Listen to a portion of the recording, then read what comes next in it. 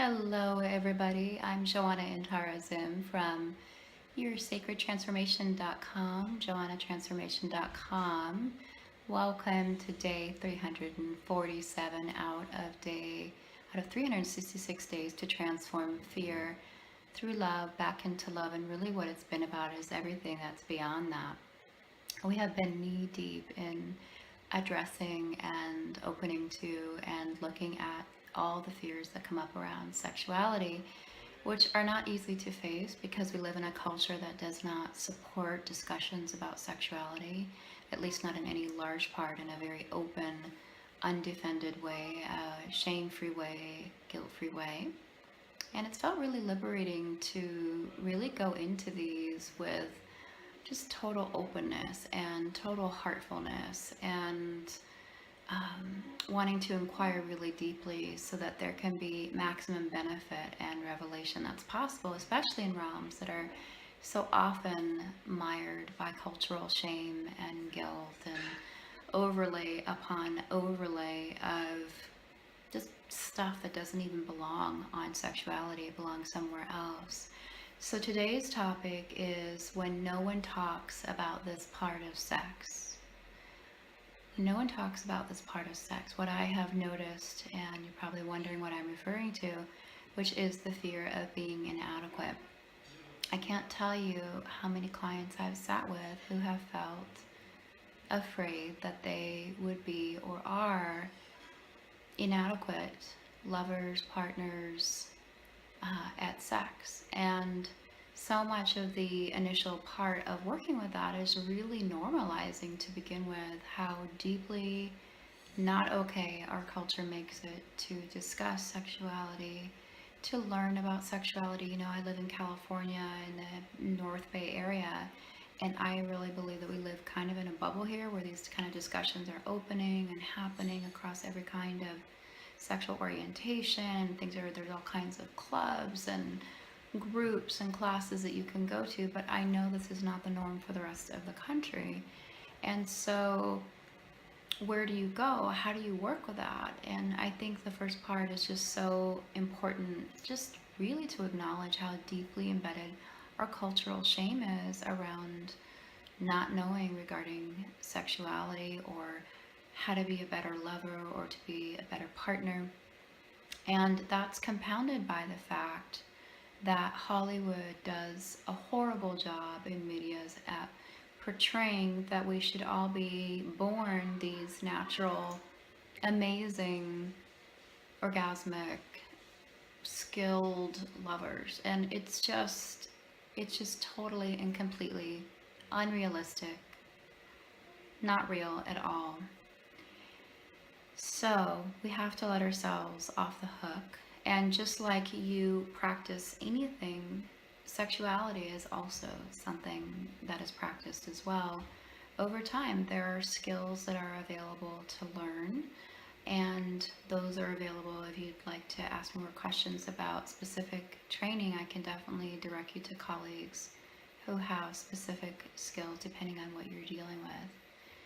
And so I just really want to make that available to you, and also just to really normalize. We are all learning how to be better and better sexual partners, sexual lovers, and certainly partners in relationship. It's something that is a practice, and I really don't believe that it should be a perfection at all by any sense.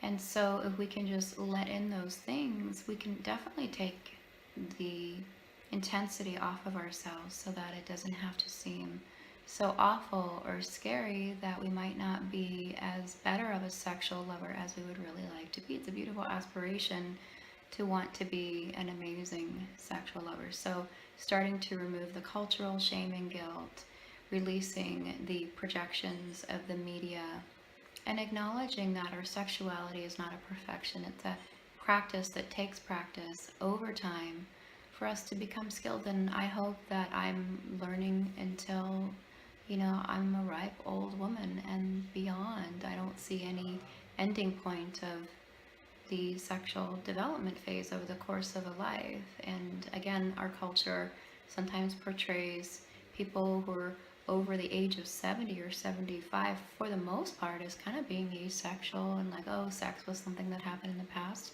I don't see it that way. I think we really need to be part of a new conversation around having a new sexual paradigm, around how we do sexuality, shame-free, guilt-free, media-free. And I really want you to have that, because in any place where you have felt, some of you watching this will feel sexually inadequate or are struggling with feeling sexually inadequate. And there are so many resources and support available for you, and hopefully this little video is just the first step of that. I've certainly had to learn a lot about my own sexuality. I'm still continuing to learn.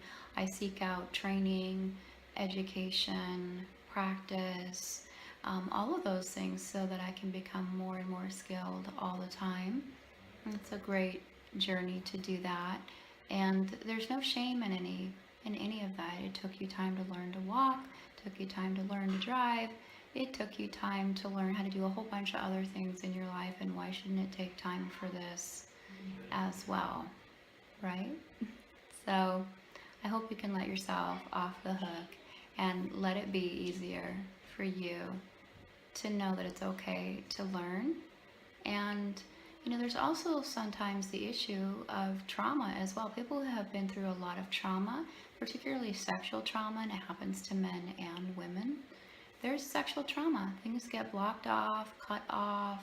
Certain energies regarding pleasure can get cut off or blocked off, and it takes time and exquisite care to bring those back to life. So I want to be part of supporting you with that, and hopefully today this little video and just beginning to normalize some of the influences and release, so that you don't have to feel inadequate anymore, but rather move into a place where there is much greater learning, openness, inquiry, and then just seeing what happens next. So love to you all. Thank you for watching. Thank you for your support. We're on day 347. It's really winding down here, and we've got just a few more days on the different fears relating to sexuality. So if there is one you would like me to address, please feel free to message me and let me know how this moved you and what I can address before the end of our segment here, and or any other fears for the remainder of the year. Thank you so much. Take care.